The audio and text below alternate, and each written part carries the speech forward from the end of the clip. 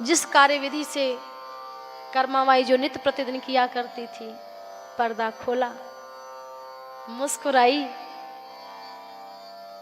क्योंकि उसको रोज वो छवि में देखा करती थी। तुलसीदास बाबा ने रामचरितमानस में एक चौपाई लिखी है, जाकी रही भावना जैसी, प्रभु मूरत दे कहीं तेने तैसी।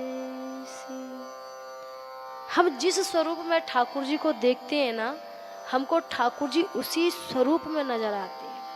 कभी कभी आपने अपने घर में देखा होगा कि जो देवालय है और उस देवालय में जो ठाकुर जी बैठे हैं, तो हमें कभी कभी महसूस होता है, प्रतीत होता है कि कभी कभी हमें ठाकुर जी मुस्कुराते नजर आते हैं।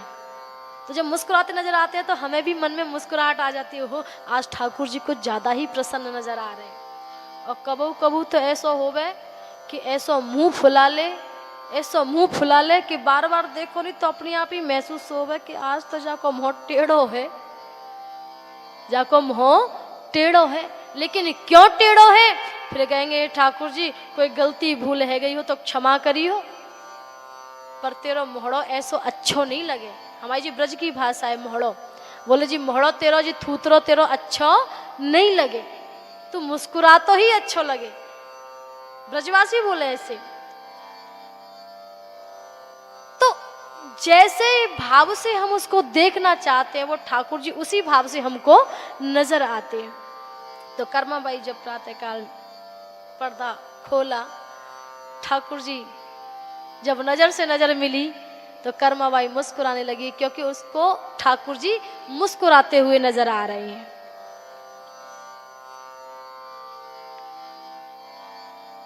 खिचड़ी की जो थाली थी सामने रखी, अब सामने रखी और रखने के बाद में कि आजा लाला, आजा ठाकुर, खिचड़ी तैयार है और आके पाले। अब प्रभु ने देखा कि रोज तो अकेली कर्माबाई हुआ करती थी, तो हम रोज पा लिया करते थे, अब तो या कि पिताजी भी आ गए, तो अब कैसे प्रकट हो? नहीं आए, ठाकुर जी प्रसादी पाने नहीं आए। कर्मा कहने लगी बाबा देख, जब तू नहीं हतो ना, जब पहली बार हमने बुलायो तब भी ये नहीं आयो, यानी ऐसे ही खेल कराओ हमारे संग में, ऐसे ही खेल जाने, ऐसे ही करो, घुमायो हमको। आएगो तो तनिक रुक तो सही। अब तो महाराज थोड़ी देर और इंतजार किया। बोले चौरे तू पहले दिन जैसी आदत ले रो का, तू हंसी करावेगो बाबा के सामने मेरी, जल्दी आ और देख जी खिचड़ो पा, फिर मैं भी पाऊंगी। लेकिन ठाकुर जी तो फिर भी नहीं आए, क्योंकि ठीक है आप कर्माबाई के मन में विचार था ठाकुर जी का दर्शन करने के लिए, पवाने के लिए, ठाकुर जी ने दर्शन दे दिया। लेकिन अब तो पिताजी के सामने इतनी भोली कि पिताजी के सामने बुलाने लगी, तो अब ठाकुर जी पिताजी के सामने थोड़ी ना आ जाएंगे। ठाकुर जी नहीं आए। कर्माबाई रोने लगी, देख तू बड़ा निष्ठुर है रे, हैं तू हमको बड़ा परेशान करे। जिस दिन बाबा गए बाद दिन भी तेने मोकू ऐसे ही रुलायो और ऐसो रुलायो कि मैं रोती रही, और मेरे आंखिन के आंसू देख तो पे फिर रह भी नहीं गए, तू आ भी गयो। पर आज भी तेने वही जिम्मेदारी उठा रखी है क्या कि जब तक मैं रो ना लूं तो को मुंह पे जरा सी भी दया नहीं आएगी। देख पापा, देख मेरा बाबा जो खड़ो है वो ये कहेगो कि ये तो झूठ बोले। मेरी बात रख ले, आजा। अब लाला को बुला रही है। एक बार चले आओ,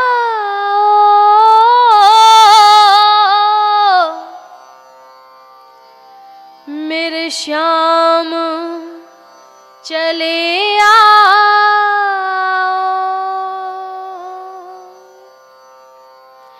मेरे श्याम चले आओ, नंदलाल चले आओ, नंदलाल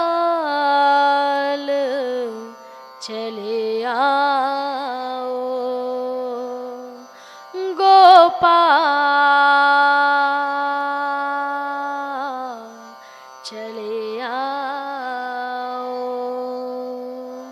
रामचरितमानस में तुलसीदास बाबा कहते हैं कि जिन जीवों के हृदय में प्रेम जब उभर के बाहर आता है, मेरे ठाकुर जी विलंब नहीं करते, क्योंकि तुलसीदास बाबा कहते हैं राम ही केवल प्रेम पियारा, जान ले हो कोई जाननहारा। प्रभु को प्रेम बड़ा प्रिय है। जिस जीव के हृदय में प्रेम है ना, ठाकुर जी उसके लिए कभी विलंब नहीं करते। प्रेम की व्याख्या देखनी तो भागवत जी में बड़ी सुंदर आई है। जब उद्धव जी गोपी के पास आए हैं ना, तो उद्धव जी को लगा था कि ये गोपियां जो यहाँ बड़बड़ा रही हैं कि लाला हमारे साथ ऐसे नृत्य करता था, ऐसे गौचारण करता था, ऐसी मथानी जब हम माखन की लेकर के जाया करते थे तो फोड़ दिया करता था। तो उद्धव को, क्योंकि उद्धव मतलब ब्रह्म ज्ञानी थे उद्धव जी ज्ञानी, और ऐसे वैसे ज्ञानी नहीं थे, ब्रह्म ज्ञानी। लेकिन ज्ञानी होना ठीक है, लेकिन ज्ञान के साथ साथ में अभिमान यदि आ जाए तो बस वही गड़बड़ है। उद्धव जी को इतना ज्ञान का अभिमान हो गया कि उन्होंने गोपियों के प्रेम को छोटा समझ लिया। अरे गोपियां क्या जानती हैं, वो व्रज के ग्वाला क्या जानते हैं, वो व्रजवासी क्या जाने। वो उस ब्रह्म को कृष्ण कृष्ण बोल करके रिझा रहे हैं। यदि वो उसको भगवान का दर्जा दे करके, भगवान का स्थान पद दे करके मनाते तो शायद आज वो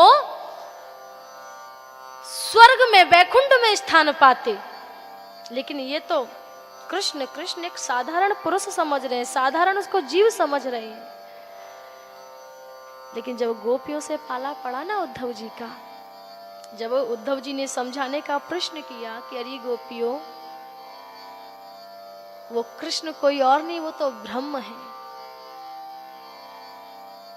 उस ब्रह्म को पहचानो, उस ब्रह्म के हिसाब से उसको याद करो, उसका मनन करो, उसका चिंतन करो, तो शायद कहीं आपका बेड़ा पार हो जाएगा।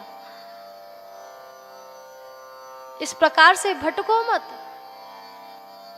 तो पता है उन गोपियों ने क्या कहा, हे उद्धव जी, कृष्ण तन है, कृष्ण मन है, कृष्ण ही हमारो धन है, आठों याम ऊधो हमें, कृष्ण सो ही काम है। ऊधो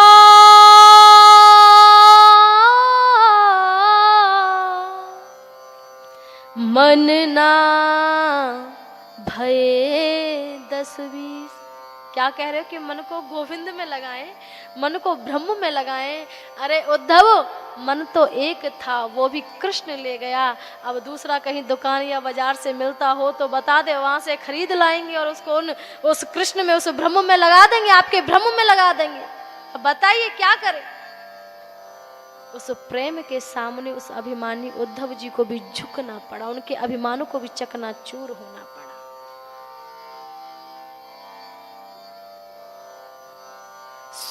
ऊधो सूधो है चलियो, सुने गोपिन के बोल, ज्ञान बजाई डुमडुमी और प्रेम बजायो ढोल।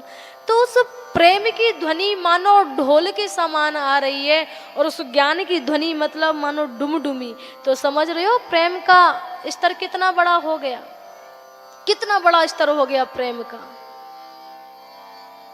तो कर्माबाई की आंखों में आंसू आ गए, उसके प्रेम को देख करके मेरे गोविंद रीझ गए, और ऐसे रीझे, ऐसे रीझे, ऐसे रीझे कि मेरे गोविंद तुरंत मेरे भगवत प्रेमियों भक्त की पीड़ा को देख नहीं पाए, उस कष्ट को देख नहीं पाए, और मेरे ठाकुर जी साक्षात बाबा के सामने भी प्रकट हो गए और पुनः खिचड़ी का पान करने लगे।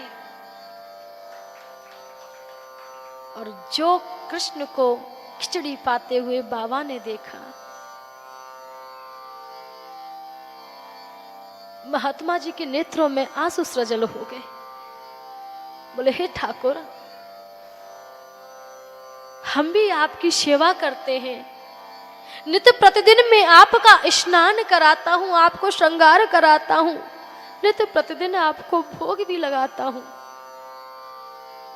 हे गोविंद, मैं इतनी सेवा आपकी करता हूं, फिर मेरी सेवा में ऐसी कौन सी कमी रह गई जो आज तक कभी ऐसे समक्ष आकर के, सामने आकर के कभी आपने मेरे हाथ का बना हुआ भोग नहीं पाया, कभी प्रसादी नहीं पाई। और ये कर्मा बाई जो बिना स्नान किए, जिसको बोध ही नहीं है कि ठाकुर सेवा होती कैसे है, सुबह उठी, उठ करके सीधा पर्दा खोल दिया, कैसे हाथों से, किस प्रकार से, किस विधि से, कैसे बर्तनों में, कैसे पात्रों में भोग बना करके लाती थी और आपको भोग लगाती थी, और आप इतने भावुक होकर के भोग पा रहे हैं। हे प्रभु, मेरे हृदय में ऐसी कौन सी त्रुटि हो गई, मेरी भक्ति में ऐसी कौन सी त्रुटि हो गई जो आपने मेरे हाथ की प्रसादी स्वीकार नहीं की। बाबा के नेत्र सजल हो गए, आंखों में आंसू आ गए। ऐसी क्या भूल हो गई प्रभु? कन्हैया मुस्कुरा के कहते हैं, हे भक्त, कर्म तो सभी करते हैं, लेकिन जो भोग वाला, जो आप कह रहे हो कि मेरे हाथ का भोग नहीं पाते, जितनी श्रद्धा और जितना विश्वास तेरी पुत्री की हृदय में था, उतना मैंने तेरे भीतर कभी भी नहीं देखा। तुम भोग लगाए, तुम एक फॉर्मलिटी, जिसको आज के वर्ड में बोलते हैं फॉर्मलिटी करने, एक दिखाना, केवल भोग की थाली रखी, घंटी बजा दी, हमारा काम पूरा हो गया, हमने ठाकुर जी को भोग लगा दिया। आज के समय में हम जो लोग करते हैं ना, अपना कर्तव्य समझ करके करने लगते हैं। हमें कथा सुनने जाना है, हमको कथा सुनने जाना है, हम कथा सुनने तो आ गए, लेकिन बस बैठे, क्योंकि हमें 3 घंटे 4 घंटे जो दिन भर का समय, क्योंकि रात में तो मेला लगना है ना, रात में तो मेला लगना है, तो रात में तो मेले में आनंद लेना है, लेकिन ये जो दिन का समय ये कैसे व्यतीत हो? बोले तो बढ़िया है, पंखे भी चल रहे हैं, बिछा हुआ भी है, बैठेंगे जब तक बैठेंगे, नहीं तो फिर आराम कर लेंगे, लेट लेंगे, अपना समय व्यतीत करना। मतलब कथा सुनने का भी बहाना मिल गया कि हम कथा सुनने बैठे थे, लेकिन कथा का कोई मतलब नहीं, इधर से सुना और इधर से निकाल दिया। हम अपने जीवन में कर्म तो करते हैं, उस कर्तव्य का पालन भी करते हैं कि हमें ये जिम्मेदारी दी गई है, हमें ये करना है, लेकिन भावपूर्ण कोई भी नहीं करता, हृदय से वो चीज नहीं है। आज अगर उस बाबा की लौ इसी प्रकार से होती तो ठाकुर जी उसके हाथों से भी भोग पाते, क्यों नहीं पाते? कर्माबाई, अबोध बच्ची, छोटी सी बालिका, जब वो ना जाने भगवान को, ना भगवान उसको जाने, लेकिन कैसे पल में भगवान को 2 दिन में उसने प्रकट कर लिया। कैसे? विश्वास से, भक्ति से। बाबा प्रेरणा दे करके गए कि जब तक ठाकुर को भोग ना पवा दे, तुम भी भोग मत पाना। तो अब उसको ये थोड़ी ना पता था कि बाबा क्या करते थे, भोग कैसे पाते थे, कि घंटी बजा दी भोग हटा ले, नहीं। उनके मन में था कि जब तक मेरे ठाकुर जी भोग नहीं पालेंगे, मैं भी भोग पाने वाली नहीं। हम दिनचर्या में इतने व्यस्त हो जाते हैं, कार्य करते चलते, पर ये सही है, गलत है, सही कर रहे हैं, गलत कर रहे हैं, कोई भी ध्यान नहीं। प्रातः काल उठते हैं, उठ करके सबसे पहले आहा क्या करते हैं? पहली बात तो आंख ही नहीं खुलती। प्रातः काल की हमारी दिनचर्या जो कहती है, हमारे नेत्र बिना चाय के नहीं खुलते हैं। और किसी किसी की तो ऐसी आदत हो गई है, ऐसी आदत हो गई है कि जब तक चाय ना मिले, जब तक सर दर्द बंद ना हो। होता है कि नहीं होता है? बताओ, होता है ना? खासकर माताएं घर में जब नेत्र खुल भी जाएंगे तो खुलने के बाद पहले चाय, सबसे पहले रसोई में देखेंगी चाय। हाँ, और माताओं से भी बड़े भाई लोग, माता जी कहेंगी सुनो उठो, प्रातः काल हो गई, उठ जाओ जल्दी से, सवेरा हो गया। तो चाय बनी कि नहीं बनी? सबसे पहला शब्द क्या रहेगा? चाय बनी कि नहीं बनी?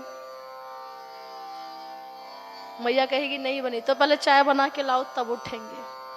तो मैया पहले गरम गरम चाय बनाएगी। तो पहले एक देव दर्शन हुआ करता था, लेकिन अब देव दर्शन नहीं, अब कप दर्शनम हो गया है।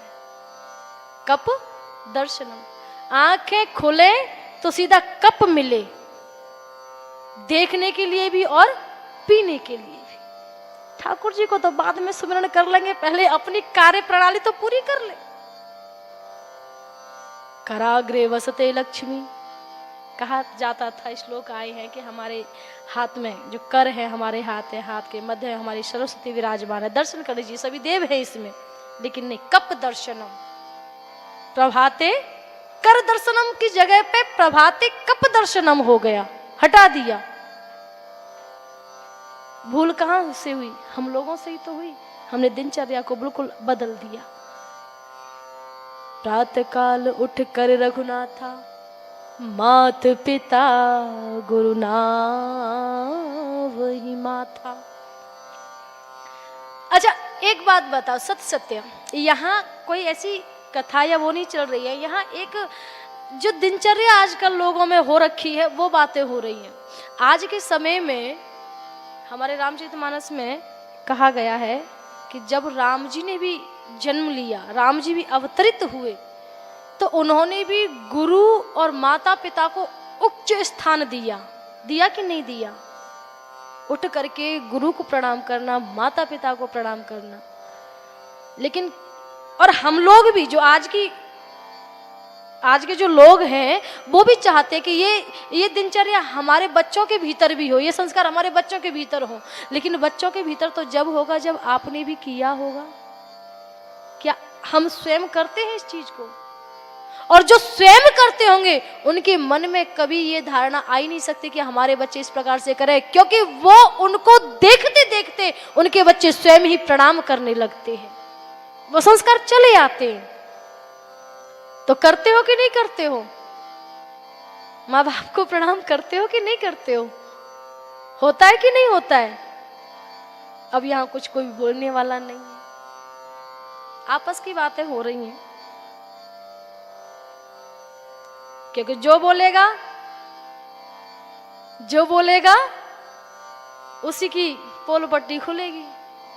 सो भैया वहीं के वहीं चुप हो जाओ, शांत हो जाओ, क्यों बोला जाए। तो कहने का मतलब ये है, जो हमारी दिनचर्या है, जब तक हम उस दिनचर्या को नहीं संभालेंगे, उस दिनचर्या को नहीं बदलेंगे, अपने विचारों को नहीं बदलेंगे, हम क्या सही और क्या गलत कर रहे हैं, आप ऐसा मन सोचना कि हमें कोई बताने वाला नहीं है। दूसरा तो बाद में बताएगा। कभी एकांत स्थान पर एकांत मन करते हुए एकाग्र मन से विचार कीजिए कि मैं कौन हूं, और आज प्रातः काल से सायंकाल होगी, मैंने कौन सा काम किया, कौन सा कार्य किया, क्या सही किया, क्या गलत किया, क्या मेरे लिए सही था, क्या उचित और क्या अनुचित था। आपकी अंतःकरण की आत्मा आपको गवाही देने लगेगी। आपको किसी और से पूछने की आवश्यकता नहीं है, आपके अंदर से आवाज आ जाएगी। हम कहते ना, अरे हमसे हो गया यार, हमें किसी ने बताया ही नहीं, ऐसा करने से ऐसा होगा। अरे एक बार बैठ करके मनन तो करता, चिंतन तो करता। हम लाखों प्रश्न के उत्तर बाहर तो ढूंढते हैं, लेकिन कभी भीतर ढूंढने का प्रयास नहीं किया। हम जितने भी जीव घूम रहे हैं ना, चाहे जलचर हो, चाहे थलचर हो, चाहे नभचर हो, सभी जीव के अंदर बसती तो आत्मा ही है ना, आत्मा ही बसती है। और आत्मा कौन है? आत्मा परमात्मा की पत्नी है। हम भले ही यहाँ मनुष्य हैं, हम भले ही यहाँ जानवर हैं, पशु हैं, जो भी हैं, लेकिन आत्मा से हम स्त्रीलिंग हैं, स्त्री हैं, गोपी हैं। और उस स्त्रीलिंग आत्मा का पति कौन? परमात्मा। यहाँ जरूर पुरुष है, स्त्री है, लेकिन आध्यात्मिक दृष्टि से यदि देखा जाए तो कोई पुरुष नहीं है।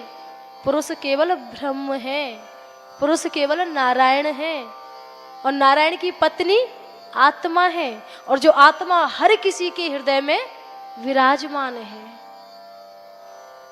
आत्मा हर किसी के हृदय में विराजमान है, चाहे वो पुरुष हो चाहे वो स्त्री हो। तो जब परमात्मा की पत्नी आत्मा है, जब परमात्मा इतना ज्ञानी, ब्रह्म ज्ञानी, जिसकी एक भ्रगुटी टेढ़ी होने पर ये संसार प्रलयकारी समुद्र में चला जाए, तो उसकी पत्नी को कुछ तो उच्च स्थान होगा, कुछ तो उच्च स्थान होगा। तो वही वो पत्नी आत्मा हमारे हृदय में भी वास करती है। और प्यारे, तू गलत करके देख, तेरे गलत पर भी निर्णय तुरंत ही दे देगी कि तूने सही किया या गलत किया। तू करके तो देख, बैठ के तो देख, चिंतन कर तो सही। लेकिन हम चिंतन करते कहाँ है? हो गया सो हो गया। कभी भूल हो गई, कोई गलती हो गई, कभी हम उस पर बैठ करके गौर नहीं करते, क्या हुआ, कैसे हुआ। नहीं, हो गया वो हो गया, ठाकुर जी क्षमा करें।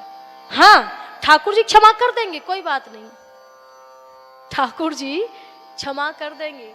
लेकिन तूने पूर्ण रूप से उस गलती की क्षमा मांगी भी है या नहीं? हम गंगा जी स्नान करने जाते हैं, एक डुबकी लगाएंगे, 2 डुबकी लगाएंगे, तीसरी में हर हर गंगे बोल करके बाहर आ गए। मन में विश्वास हो गया हमारे सारे पाप धुल गए। होता है कि नहीं होता है? कहते हैं ना, गंगा जी में स्नान करने से हमारे समस्त पाप दूर हो जाते। क्या इतना साधारण है, कितना आसान है ऐसा कि गंगा जी में डुबकी लगाओ और पाप धुल के आओ? मत भूलो प्यारे, माना गंगा मैया पवित्र करती है, माना गंगा मैया हमारे हृदय से समस्त पापों का विनाश भी करती है, लेकिन कब करती है? ऐसे ही नहीं कर देती। यदि हमसे कोई भूल भी हुई है, कोई पाप भी हुआ है, और गंगा जी के तट पर जाकर के यदि हम प्रायश्चित करते हैं और उसके लिए सत्य हृदय से संकल्प लेते हुए हम उसका त्याग करते हैं कि हे ठाकुर जी, आज तक जो भी हुआ, जैसे भी हुआ, हम संकल्प लेते हैं कि आज के बाद ऐसी भूल, ऐसी गलती हम नहीं करेंगे। यदि ऐसा कर लिया मन में विचार, संकल्प, तो समझ लीजिए कि आपका गंगा नहाना सही है, आपके समस्त पाप दूर हो जाएंगे। किंतु डुबकी लगाई, डुबकी लगा करके जिस चीज का संकल्प करके आ रहे हैं और फिर आकर के तोड़ दिया, तो क्या गंगा मैया आपके पापों को दूर करेगी? करेगी? समझदार है यहाँ पे सब लोग, मुझे कहने की जरूरत नहीं है, बोलो जोर से, करेगी? नहीं करेगी। कर्मणा जायते जंतु कर्मणेव विलीयते। याद रखना, भागवत जी में श्लोक आया है, कर्मणा जायते जंतु कर्मणेव विलीयते। ये जो मानव के कर्म होते हैं ना, यही उसको ले डूबते और वही उसको ले उभरते हैं। आप सोचो, मुझे उसने धोखा दिया, मुझे इसने धोखा दिया, मुझे उसने मेरे साथ में ऐसा कर दिया, उसने मेरे साथ में वैसा कर दिया। तुलसीदास बाबा कहते हैं, कोहू न काहू सुख दुख करि दाता, निज कृत कर्म भोग सब भ्राता। कोई किसी को न सुख देता है, कभी कभी कुछ गलत हो जाता है ना। अच्छा, हम लोगों की सोच भी देखो, विचार भी देखो, अगर कुछ गलत हो जाए ना, गलत,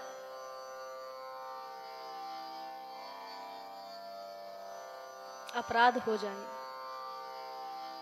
कोई भी अपराध हो जाए और लोग हमसे बोलने लगे तो बोले हम क्या करें, ये शायद ठाकुर जी की मर्जी थी। तो ऐसी चीजें हम ठाकुर जी पर अर्पण कर देते उनके नाम। और थोड़ा कुछ अच्छा हो जाए ना, ये हमने ही तो किया, हम बड़े आगे बढ़ चढ़ गए, अरे हमने किया, अरे आपको नहीं पता, अखबार में नाम लिखवा देना, ये हमने किया और ऐसा हमने कर दिया। मतलब अच्छे के लिए मैं, और थोड़ा सा भी कुछ हुआ तो भगवान को उपाधि दे दी, अरे प्यारे को ना काऊ सुख दुख कर। भगवान कभी कुछ नहीं करता, जो करता है तू ही करता है, तेरे कर्मों के अनुसार ही तुझे प्राप्त होता है। बिना कर्मों के तुझे कोई भी चीज, कोई भी वस्तु प्राप्त नहीं होती, बिना कर्म के कुछ है ही नहीं। बिना कर्म के कोई वस्तु है ही नहीं। राम जी को दुख क्यों झेलना पड़ा? क्योंकि श्राप था राजा दशरथ को श्रवण कुमार के माँ बाप का। जो कर्म माँ बाप ने किया वो भुगता किसने?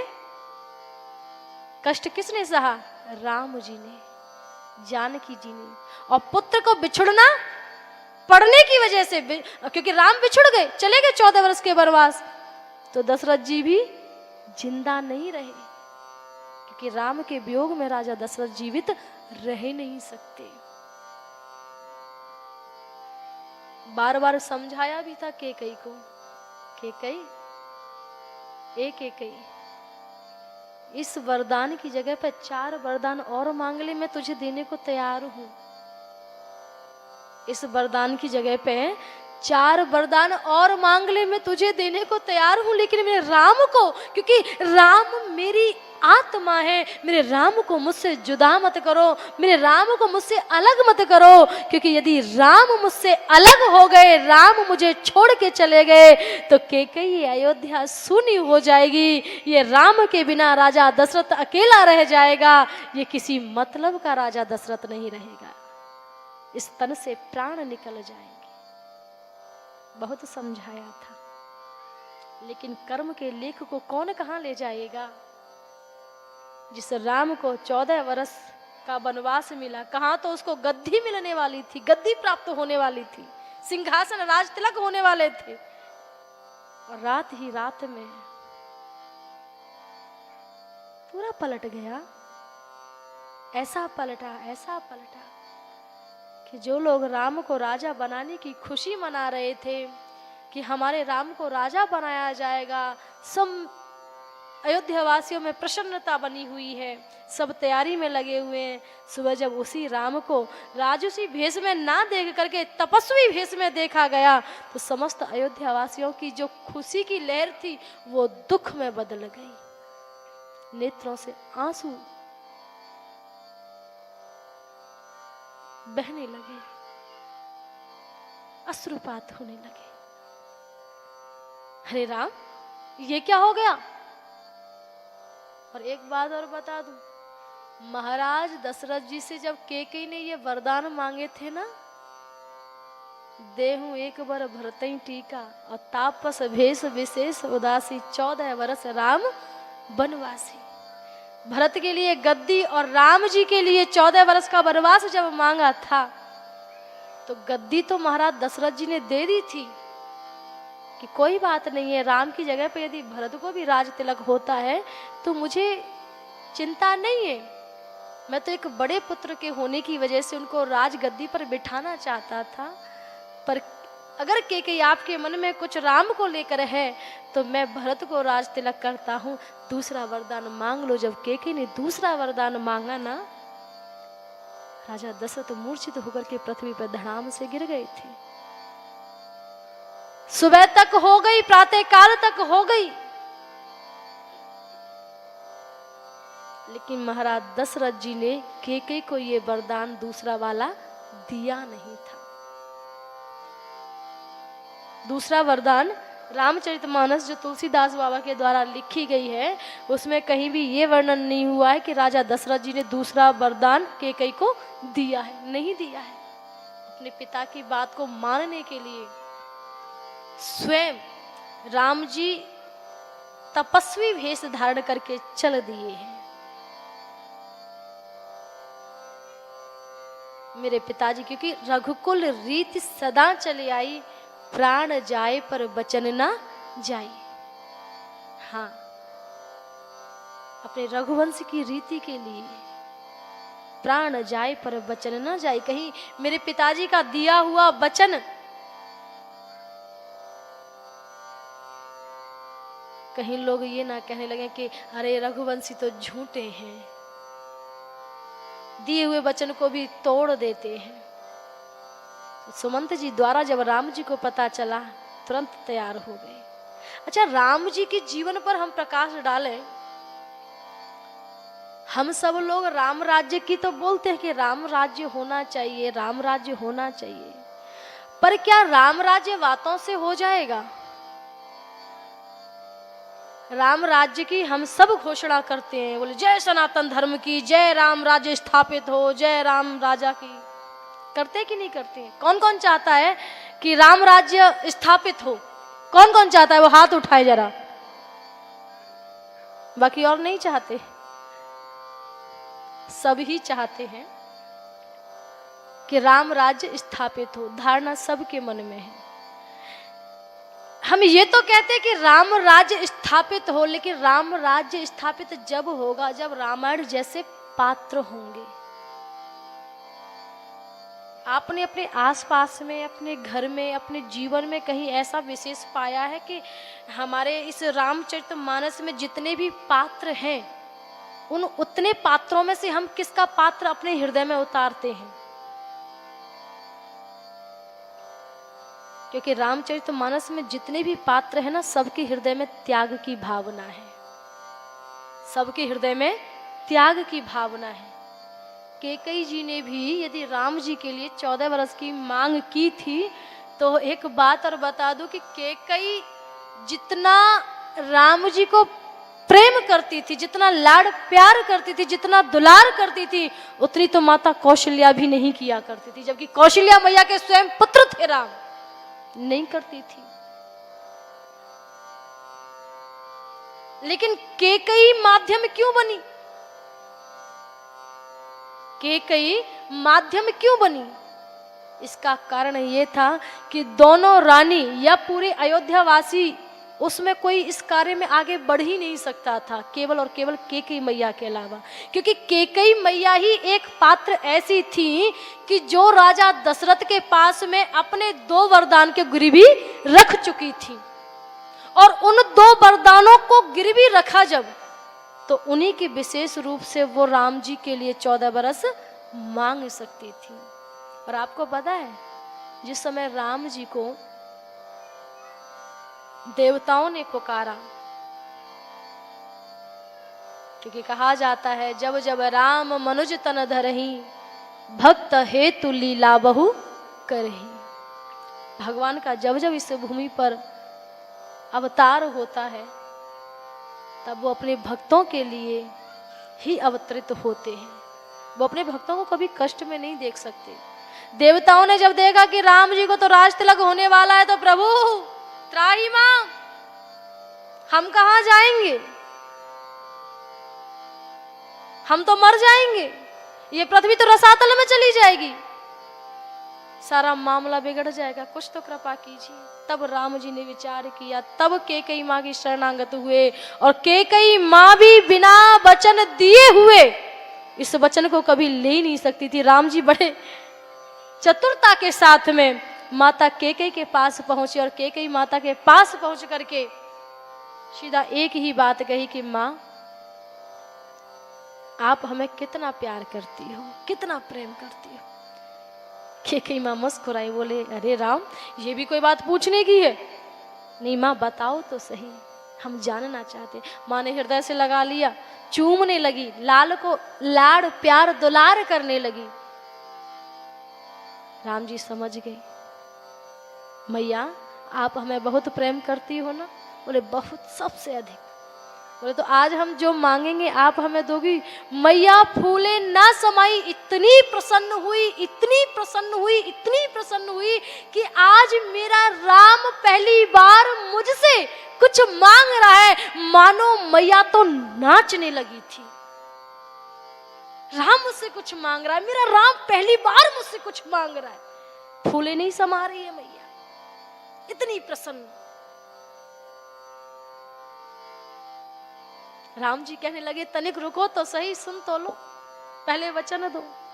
केके मैया कहने लगी, केके मैया कहने लगी, अरे राम तुम अपना कुछ मांगने के लिए मुझसे वचन की बात कर रहे हो। अरे आज तो आप सर्वस्व मांगोगे ना, तो मैं सर्वस्व ही तुम्हें दे दूंगी। क्या चाहिए मांगिए, बोलिए।